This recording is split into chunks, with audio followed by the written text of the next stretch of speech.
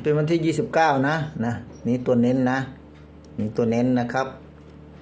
ตัวเน้นคือ71นะ7117นั่นแหละนะแต่จับคู่แล้วก็จะได้นะ70 71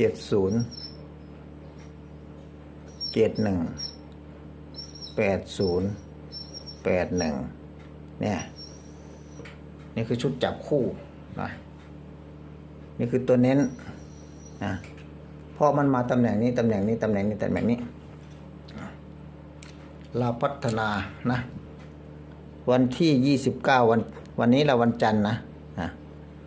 29/9/68นะครับลาวนะลาวพัดนะลาวพัดขอให้โชคดีครับ